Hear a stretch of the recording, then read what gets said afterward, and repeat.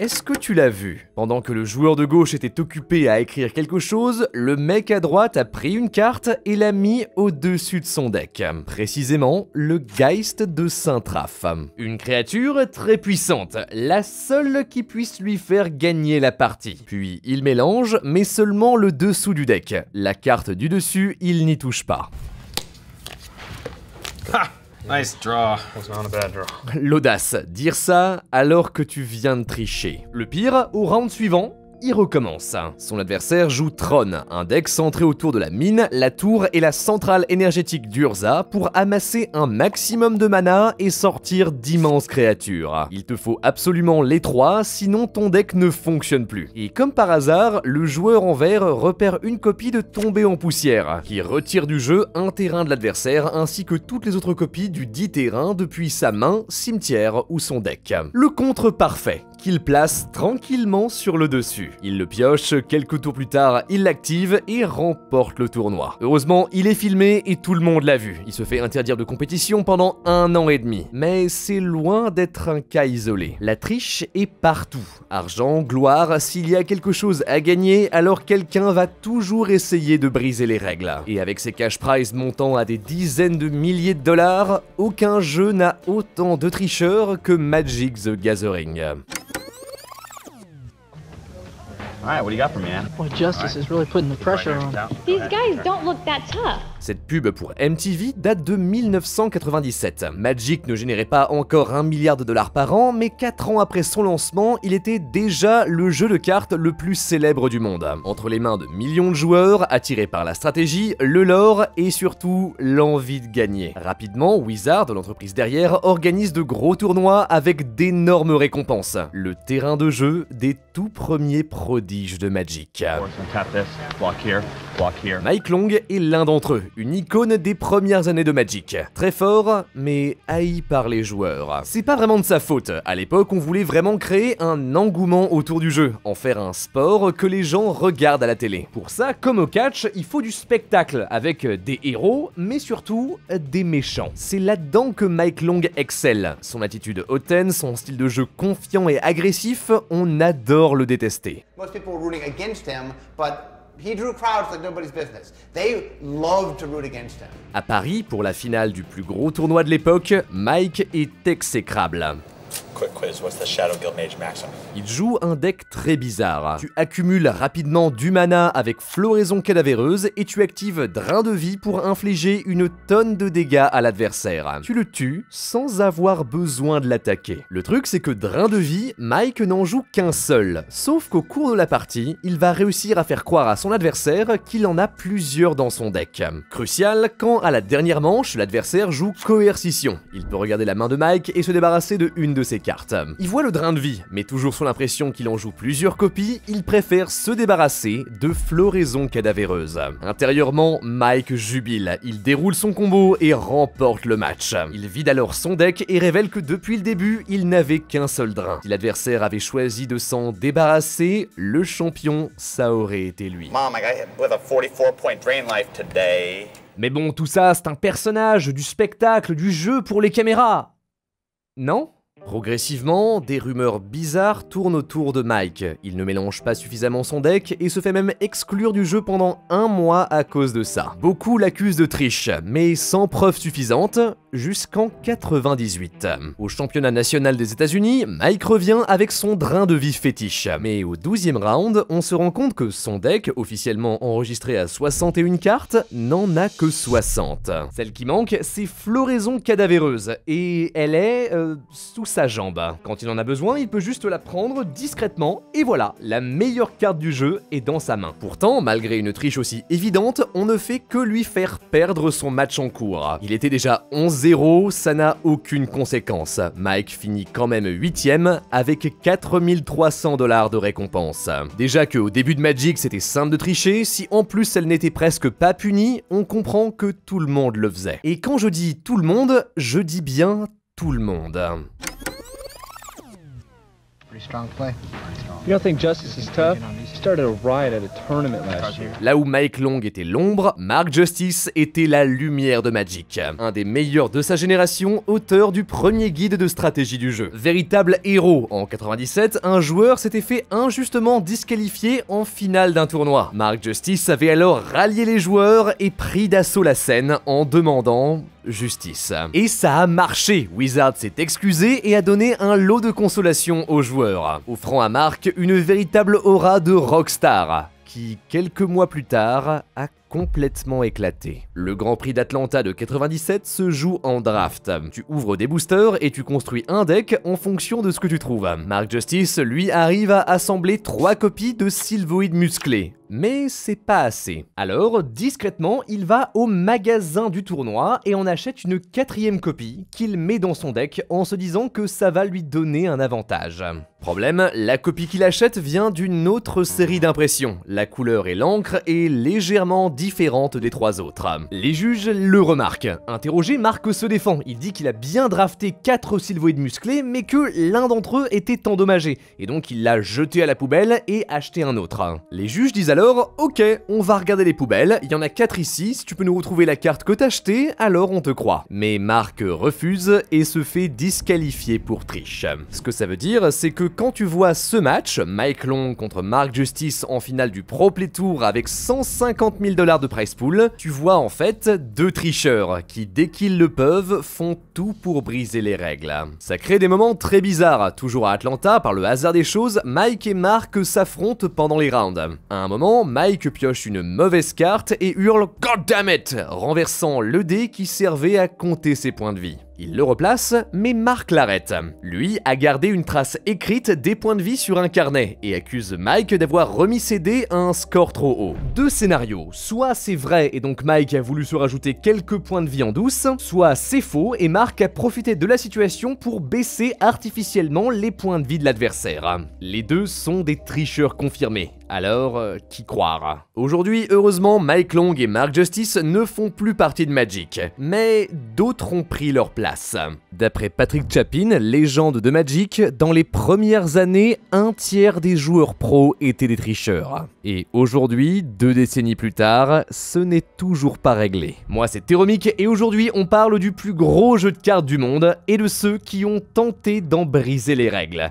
Qui sont les plus gros tricheurs de Magic? Attention, cette vidéo n'est pas un guide, les techniques qu'on va voir ici sont connues, et donc si tu les essayes, tu vas te faire prendre et tu seras banni. We're pretty serious. Well, this is their livelihood. If they don't win, they don't eat. La triche que tout le monde fait. En 2015, le nom de Fabrizio Anteri résonne dans toute la communauté de Magic. 5 tops en Grand Prix, dont 3 premières places, c'est gigantesque. Le nouveau prodige des cartes est en feu. Ou alors, il a juste une technique secrète, le mana waving. Magic est un jeu avec beaucoup d'aléatoires. Parfois t'as des mains remplies de terrain et sans créatures, parfois t'as des mains remplies de monstres mais sans terrain pour les invoquer. Même si ton deck est bien construit, ça arrive, c'est le jeu. Mais cet aléatoire, certains n'en veulent pas. Avant le match, ils pré-organisent leur deck et espacent leur terrain, genre 1 toutes les 2 créatures, pour éviter de tous les piocher en même temps. Même chose, ils s'assurent que les mêmes copies de leurs cartes ne soient jamais collées entre elles pour éviter de piocher des doublons. Ainsi, ils sont certains de toujours piocher des mains équilibrées, même après un mélange. C'est ça, le mana waving, et c'est de la triche. Malheureusement, beaucoup le font, pro comme casual, et parfois en toute bonne foi, juste comme une manière de détrier leur deck, mais les règles sont claires, c'est interdit. En mars 2016, au 4e round du Grand Prix de Manchester, Fabrizio se fait prendre en train de trier ses cartes avant un match. Il est disqualifié pour mana weaving. Fabrizio se défend et jure que c'était qu'une erreur de bonne foi, mais les preuves sont contre lui. En plus de l'exclure de sa team, on le bannit pendant 18 mois. Sa carrière, ses victoires, son aura, tout est remis en question. Et sa seule solution, l'honnêteté. Après la fin de son ban, il revient avec une lettre publique dans laquelle il avoue sa triche. En réalité, accro à cette sensation de victoire, il mana-weavait dans les premiers rounds pour éviter de perdre contre des joueurs de seconde zone et s'assurer une place en top cut pour affronter les vrais pros de Magic. Même s'il reconnaît ses torts, c'est terrible comme mentalité. Ce qu'il faut retenir, c'est déjà ne fais pas ça, mais mais surtout, fais attention à ton adversaire. Coupe son deck et si t'as un doute, remélange-le. Tu ne sais jamais ce qui se passe dans leur tête. Certains vont essayer de t'avoir et abuser des règles. En 2018, au 6e round du Grand Prix de Lyon, la tension est à son comble. Thomas Langlodz affronte la légende Gabriel Nassif. Le French Monster, des dizaines de tops à son actif, toujours avec son iconique chapeau jaune, un des meilleurs joueurs français de l'histoire. Thomas a la pression, alors il fait quelque chose d'un peu spécial. Il joue Charmy Dryad, une créature 1-1 qui peut aussi te générer du mana comme un terrain. La première version de la carte est assez claire, mais la deuxième, si tu ne vois pas ses stats en bas à droite, alors tu peux penser que c'est juste un terrain normal. Surtout, Thomas la joue tranquille, sans rien dire, à côté de ses autres terrains. Évidemment, Gabriel tombe dans le panneau. Pensant que la voie est libre, il attaque et se fait avoir, ça lui coûte la partie. Le public est abasourdi, ça ne devrait pas être légal. Justement, après ça, Wizard change les règles, maintenant tu ne peux plus cacher tes créatures au milieu de tes terrains en espérant que ton adversaire ne les remarque pas. Thomas n'a pas vraiment triché, il a juste abusé des règles ou alors du manque de règles pour faire quelque chose de pas très fair-play. C'est pas le seul. En 2016, lors des demi-finales du Grand Prix de Charlotte, Bradley Carpenter affronte Bob Young et son terrifiant deck réanimateur. Le but, sortir le plus vite Borborygmos enragé et one-shot l'adversaire. Heureusement, avec lui, Bradley a aiguille à sectionner. Quand tu la joues, tu déclares un nom de carte et tant que l'aiguille reste sur le terrain, toutes les cartes avec ce nom ne peuvent pas activer leurs effets. Il l'active et déclare Borborygmos.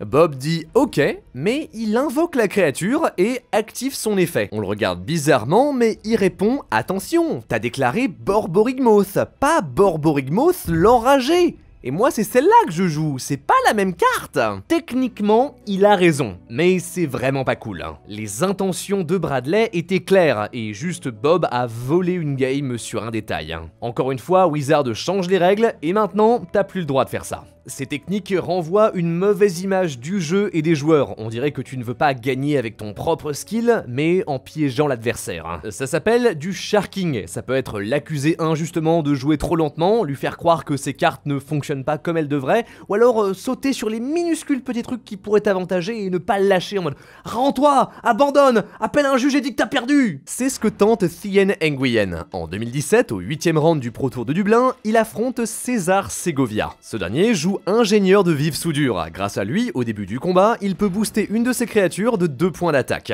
César annonce donc combat et tente d'activer l'effet de son ingénieur. Sauf que Thien l'arrête et appelle un juge. Apparemment, dans Magic, dire combat, ça t'emmène là dans ton tour, quand tu déclares tes attaques. C'est une tradition, un raccourci que tout le monde utilise. Problème, l'effet de l'ingénieur, il s'active ici, juste avant. Et donc en disant combat, c'est trop tard, il ne peut plus déclarer son effet. Okay, that's not allowed.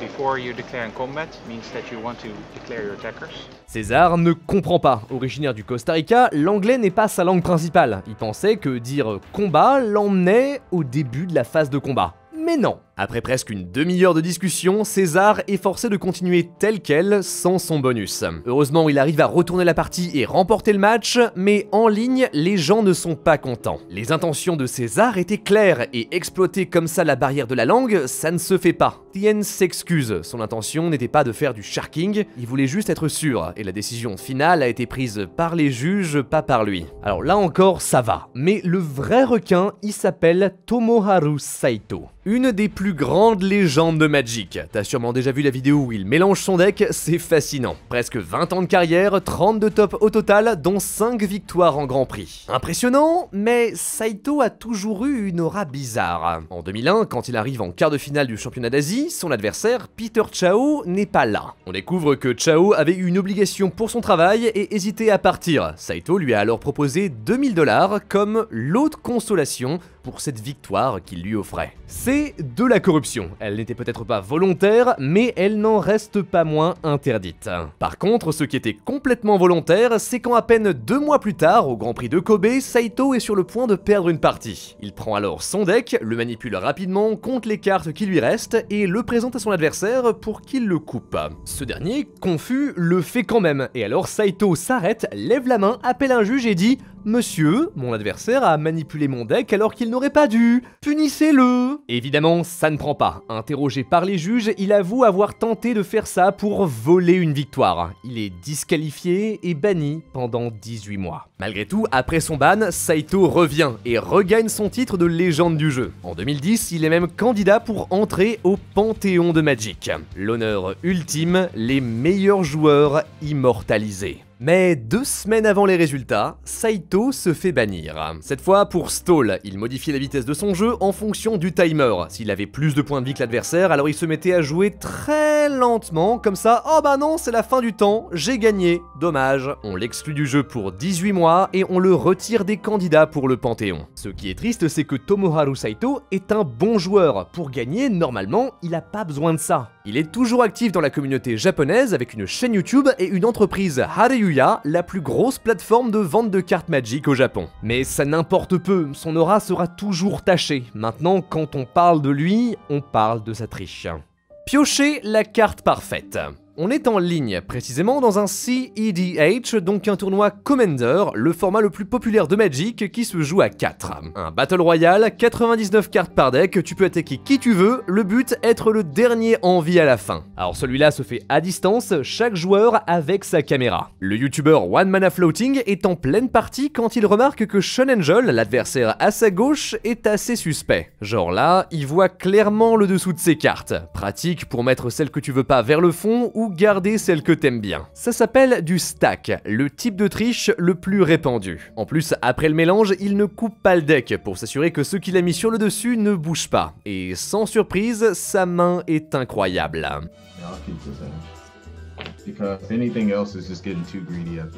Alors ça, c'est un truc classique chez les mauvais tricheurs, le surjeu. Sean se dit que s'il ne réagit pas au fait d'avoir une main aussi incroyable, il aura l'air suspect, parce que sinon ça veut dire qu'il s'attendait à avoir une sortie miraculeuse. Donc, il en fait des caisses, et il est cramé. Mais surtout, ça ne lui suffit pas. Plus tard dans la partie, voilà ce qui se passe. Ok. Tu l'as vu? Il repose son deck, puis discrètement, il glisse ses doigts sous la table et paf! D'un coup, il a une carte de plus dans sa main. Exactement celle qui lui manquait pour assembler son combo et tuer les 3 autres joueurs en un seul coup. Ce qui est terrible, c'est qu'il gagne le tournoi tout entier. En interview, il est trop heureux. Genre même, il dit « Merci les juges de pas être trop stricts, d'habitude ils sont relous à être trop sérieux ». That's always great to hear, especially at webcam tournaments that kind of got a little stinker on it.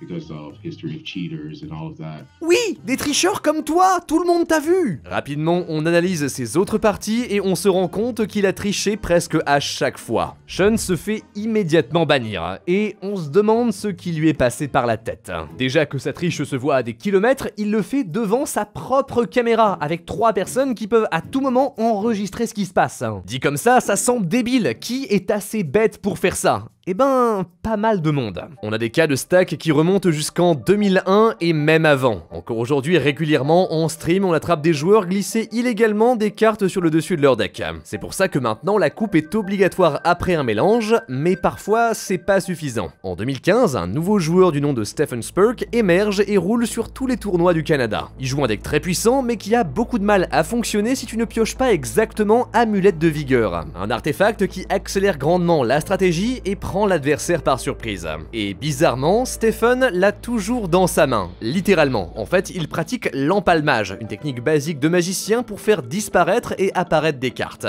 Son adversaire coupe son deck, il le reprend et hop, il replace la carte sur le dessus. Ça marche contre quelques joueurs, mais pas contre un juge expérimenté. Il se fait prendre sur le fait, disqualifié direct et banni pendant 3 ans. On ne l'a plus jamais revu depuis. De son côté, Trevor Humphries était connu pour s'attaquer au deck de ses adversaires. Au début du match, au lieu de couper leur deck, il les remélange une seconde fois, tout en mettant discrètement les mauvaises cartes sur le dessus. Une par une, il stack toute sa main. Le truc, c'est que dans Magic, tu peux mulligan. Si tu trouves que ta main n'est pas bonne, alors tu peux la remettre dans ton deck et en reprendre une autre. Mais à chaque fois que tu le fais, tu pioches une carte de moins. C'est le vrai objectif de Trevor. En finale d'un gros tournoi, il force son adversaire à mulligan 2 fois, et donc de commencer la partie avec seulement 5 cartes au lieu de 7. Une victoire facile.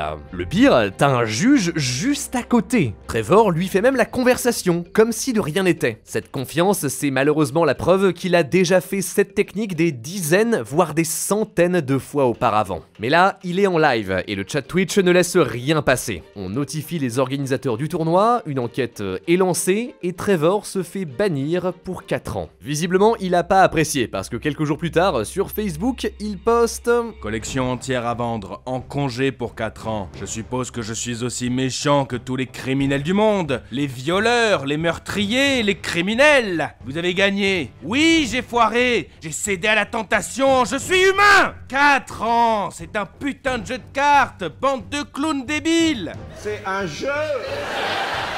Malheureusement, très vite, quelqu'un d'autre a pris sa place. Fin 2013, sorti de nulle part, un joueur nommé Jared Butcher se met à enchaîner les tops. 18 en à peine 1 an. Ça attire l'attention. Soit c'est le nouveau prodige de sa génération, soit quelque chose cloche. En examinant ses matchs de plus près, on découvre un des plus gros stackers de l'histoire. Pendant la partie, dès qu'il peut mettre sa main sur le deck de l'adversaire, il repère un terrain sur le dessous, le place au-dessus et ne mélange plus que le bas. Regarde, le haut du deck ne bouge jamais, et quand l'adversaire pioche, c'est bien un terrain, donc généralement ce que tu ne veux pas piocher en milieu de partie. Il fait ça tout le temps. Ses mélanges, c'est toujours repérage, puis ce mouvement pour mettre la carte qu'il veut sur le dessus, et à partir de là, le haut du deck ne bouge plus. Pas de scrupule, il peut faire ça 3-4 fois en un seul match. L'arrogance du mec, quand un de ses adversaires lui demande une dédicace, il écrit « pioche moins de terrain ». La faute à qui, hein? Le pire, c'est que Jared joue mal. En 2014, il affronte Thomas Ross et son deck vert. À la première occasion, il stack son deck avec un terrain, sauf que là, c'était exactement ce que Tom voulait. Sa main était remplie de grosses cartes, mais sans manière de les sortir. Jared l'a juste débloqué. Il aurait pu se dire « Ah bah tiens, ça fait plusieurs tours qu'il a pas posé de terrain, ça veut dire qu'il y a que des grosses cartes, je vais lui stacker une grosse carte de plus, comme ça, il sera toujours bloqué. » Mais non, il ne fait que appliquer sa petite technique sans comprendre ce qui se passe réellement dans le jeu. C'est pas un bon joueur de Magic, il ne réfléchit pas, il ne pense qu'à sa triche. Au lieu de développer ses compétences, il a choisi la voie de la facilité. Et ça s'est retourné contre lui. Les accusations s'empilent, la réputation de Jared tombe en morceaux. Mais il se défend. Le 24 octobre, il tweet « Il faut arrêter la chasse aux sorcières ». Sauf que, retour de karma, à peine 5 jours plus tard, Wizard reconnaît sa triche, lui retire tous ses titres et le bannit pour 46 mois. L'histoire retiendra la réponse légendaire du joueur pro Brian Kimbler. Il semblerait que parfois, les chasses aux sorcières découvrent une vraie sorcière. Jared était mauvais, c'était assez simple de découvrir sa triche et sa disparition n'a pas eu de conséquences. Mais le problème, c'est quand les joueurs sont bons. That game! What a match! What a week!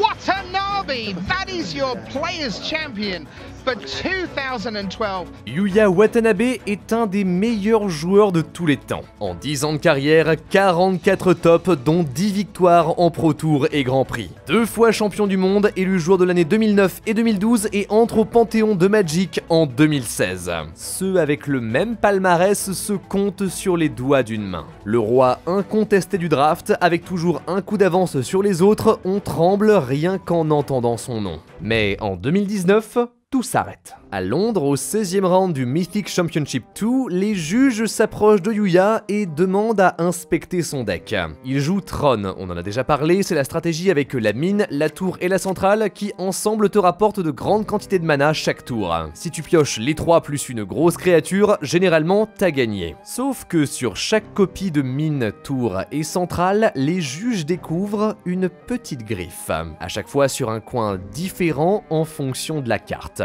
Aucune autre pochette n'a ça s'appelle marquer ses cartes. En mélangeant, Yuya peut reconnaître celles dont il a besoin et les piocher quand il veut. Le champion se défend, ce n'était pas intentionnel, puisque ce sont les cartes centrales de son deck, il les manipule bien plus que les autres, ce qui explique qu'elles soient les seules à être usées. Surtout, il avait déjà fait vérifier son deck au round 14 sans aucun problème. Quel intérêt de marquer ses cartes au 15e et 16e round alors qu'il était déjà sûr de toper? Cela n'a aucun sens pour moi de tout gâcher à ce stade de ma carrière. Il y a trop d'enjeux pour que je pense à tricher. La question à 1 million d'euros, est-ce qu'il ment? Et si c'était vraiment un accident, ou alors un complot? Yuya le suppose lui-même, peut-être que quelqu'un a fait ça pour lui faire du mal. C'est compliqué de démêler le vrai du faux. Un tricheur n'avoue presque jamais et se cache toujours derrière le bénéfice du doute.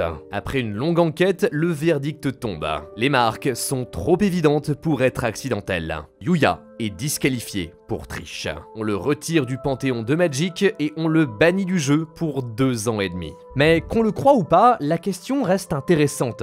Pourquoi tricher alors que tu as tout à perdre? Est-ce que c'est la pression de continuer à performer? Après tout, beaucoup de joueurs vivent des gains des tournois et des soutiens de leurs sponsors. S'ils s'arrêtent de gagner, c'est toute leur vie qui s'écroule. Et surtout, est-ce que cette triche était isolée? Ou alors est-ce que la carrière de Yuya est bâtie sur une décennie de mensonges?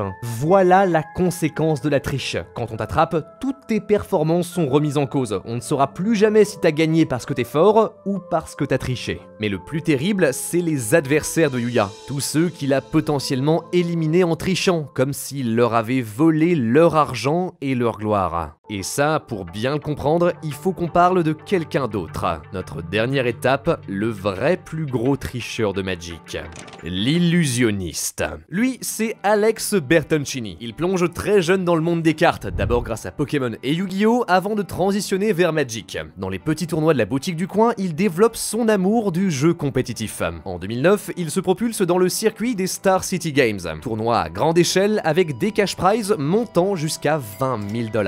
À fond dans le jeu, au point de mettre ses études de côté, Alex devient rapidement quelqu'un de polarisant. Il est très bon, mais il fait des erreurs. Des tout petits trucs, genre là, il pioche 4 cartes au lieu de 3, ou alors là, il reprend une créature dans sa main au lieu de l'envoyer au cimetière. C'est minime, même quand on l'attrape, il n'y a pas de conséquences. Il peut juste faire « Ah, oups, désolé ». Le juge va lui dire « Fais attention », mais c'est tout. Magic, c'est un jeu compliqué, rempli de règles de partout à retenir, et se tromper de temps en temps, c'est normal, même quand t'es très bon. Mais là, autant d'erreurs venant d'un des joueurs les plus en vogue du moment, donc quelqu'un qui est censé connaître les règles, c'est un peu bizarre. Parce qu'il y a quand même une limite. Si ton adversaire ne comprend pas une règle une fois, pas grave. Mais s'il fait 3 fois de suite la même erreur, c'est peut-être qu'il essaye de t'entuber. Surtout que dans le cas d'Alex, ces erreurs finissent toujours par l'avantager lui. Genre, oups, le round précédent, j'ai oublié de remettre une carte dans mon side deck. Oh, quel hasard, c'est précisément celle dont j'avais besoin pour te battre. Si c'était des vraies erreurs, alors normalement 50% d'entre elles devraient bénéficier de l'adversaire. Mais là, non. Le point de bascule arrive en 2011 au SJC de Kansas City. Alex joue pendant que quelqu'un le filme. Au deuxième tour, il active Explorer. Pour 2 mana, il peut poser un terrain de plus ce tour et piocher une carte. Ensuite, au début du tour 3, Alex pose son 4e terrain. Alors jusque là tout va bien, il active un 2e Explorer, pose son 5e terrain, joue une carte, réfléchit et demande « J'ai joué 2 Explorés ce tour, donc je peux mettre encore un terrain là, non ?» Son adversaire hoche la tête. Alex pose un 6e terrain et passe son tour. Alex vient de tricher. Comme si de rien n'était, il a embrouillé son adversaire et a réussi à le convaincre qu'il puisse jouer un terrain supplémentaire. Le truc, c'est que la personne qui filme, elle n'est pas dupe. What turn is it? 2 Explorers. Au lieu de répondre à la question, ce qui l'aurait directement incriminé, Alex dit juste 2 Explorés, sous-entendant que c'est bon, j'ai joué le bon nombre de terrains. Mais le caméraman ne le lâche pas. You should have 5 lands off 2 Explorer. I think he played an extra land. Sauf que... No, he's good. You sure?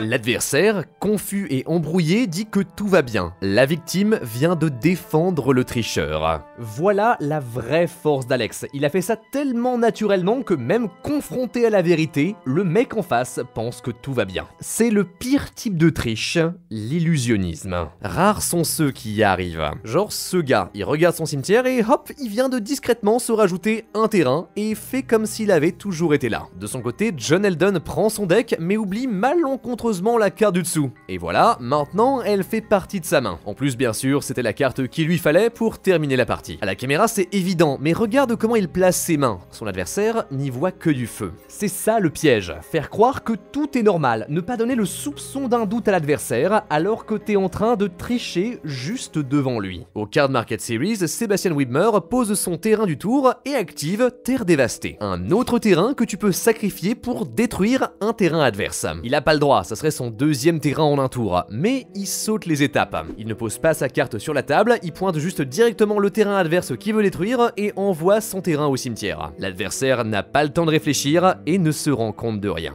Et comme toujours, quand tu triches, tu ne sais pas t'arrêter. En finale, Sébastien repère dans son deck un Tarmogoyf et un terrain vert pour l'invoquer. Il prend les deux cartes, les stack sur le dessus et présente son deck à l'adversaire. Sauf que immédiatement, il se met à bouger ses cartes, tapoter sur la table, bref, tout pour distraire ce dernier et le faire oublier de couper. Seul problème, t'es devant une caméra mon pote. Le chat s'enflamme, tout le monde l'a vu. Un juge arrive et rappelle à l'adversaire de couper le deck de Sébastien. Celui-ci se met à jouer la comédie. Moi, tricher, impossible, de quoi m'accusez-vous, enfin? Il finit par gagner le tournoi et se fait disqualifier après coup. Et encore, là, les juges étaient sympas. Quand Dan Lantier, ancien champion du Canada, tente de remettre discrètement une carte de son cimetière dans son deck pendant que l'adversaire regarde ailleurs, il se fait prendre tout de suite et disqualifié en direct. Humiliation totale, il creuse sa propre tombe en tentant de mentir, mais il se fait bannir 3 ans. Finalement, comprenant et regrettant son erreur, il envoie un mail à Wizard pour demander d'être banni à vie. Ces gens sont des pros pour berner leur adversaire, et pourtant, ils ont la bêtise de faire ça alors qu'une caméra les regarde. Pourquoi? Est-ce qu'ils n'y pensent pas? Est-ce que tricher est devenu tellement une habitude, une part de leur style de jeu qu'ils ne réalisent même pas ce qu'ils sont en train de faire? Si c'est le cas, ça veut dire que avant de se faire prendre, ils ont potentiellement déjà extorqué des dizaines, voire des centaines de joueurs. C'est en ça que Alex Bertoncini est encore pire. Lui, ses triches sont toutes petites, et même quand il se fait prendre, il peut se défendre en disant que c'était une erreur d'inattention. Il échappe à toute punition. Mais les années passent, et progressivement, les allégations contre Alex s'accumulent. Devant la montagne de preuves, on voit finalement ses erreurs pour ce qu'elles sont réellement, de la triche. Alex se fait bannir pour 18 mois. Mais il revient. Magic est un mode de vie. Il ne peut pas s'en séparer. Comme un addict incapable de s'empêcher de tricher, il recommence. En 2013, en finale d'un SJC, Alex croise même Jared Bochter. Tricheur contre tricheur. On a de tout. Du stack, des mouvements bizarres, c'est le festival de la filouterie. Juge, public, commentateur, personne n'est dupe. Un spectacle de pacotille. On regarde juste 2 escrocs se battre pour savoir qui remportera les 5000 $ de récompense. C'est comme si 15 ans après, on n'avait rien appris de Mike Long et Mark Justice. Là, le Magic compétitif avait touché le fond. Il faut faire quelque chose. Alex se fait encore bannir, cette fois pour 3 ans. À nouveau, il revient et nous assure qu'il a changé. Sauf que plus personne ne veut de lui. Sa réputation est ruinée. On le verra toujours comme le plus gros tricheur de Magic. En 2018, il arrive jusqu'au quart de finale du Grand Prix de Los Angeles. Sur scène, on le hue et on l'insulte.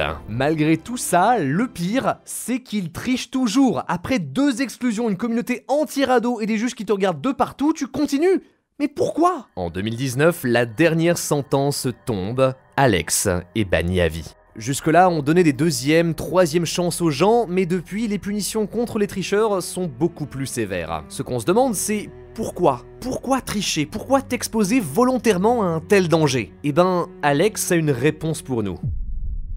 The general impetus for me to cheat in general came the most when I thought it was opportune. So if I saw an opportunity, that was more the triggering thing rather than necessarily the stakes. Cette interview date d'il y a quelques mois. Sur la chaîne Humans of Magic, Alex a accepté de revenir de manière honnête sur son parcours. Et cette phrase, elle résume à peu près tout. Tricher n'est pas une envie de faire du mal, pas un plan machiavélique pour écraser l'adversaire. C'est une pulsion. On a tous eu un moment où on s'est dit « Ah là, je pourrais tricher et personne ne s'en rendrait compte ». Certains cèdent à la tentation, à cette petite voix dans leur tête, car après tout, pourquoi pas? Tu fais juste ce qui est nécessaire pour gagner. C'est pas le but du jeu? In my head, it wasn't necessarily like, I need to figure out a way to cheat. I need to figure out a way to play an extra land. It was more just like, can I play an extra land here? Okay, play an extra land. Voilà une autre subtilité. La triche, surtout les petites comme celle d'Alex, n'a pas besoin de fonctionner à chaque fois. Comme l'explique Patrick Hoban dans son livre Road of the King, nous cherchons juste ce petit bonus de 1 fois sur 36 qui fait toute la différence. Voilà comment nous surpassons nos concurrents. Alex recherche ces minuscules avantages qui, sur des longs tournois, finissent par faire toute la différence. Pour ça, tu essayes encore et encore. Mais à force, tricher devient une habitude. Alex l'avoue, coup, entre 2008 et 2011, il a sûrement triché dans une 60aine de tournois. Imagine tous ses adversaires, tous ces joueurs dont il a dérobé la victoire illégalement, dont il a volé la récompense. Tous ces joueurs qui, en apprenant ces crimes, ont été découragés du jeu, ou qui, en voyant un tricheur mieux performer qu'eux, ont été tentés de tricher à leur tour. C'est ça la conséquence de tes actes. By cheating, I not only stole from other people, but I also stole from myself. Continuer de tricher veut dire continuer de jouer, et donc s'investir dans le jeu, en subir la pression sociale et la pression de la performance.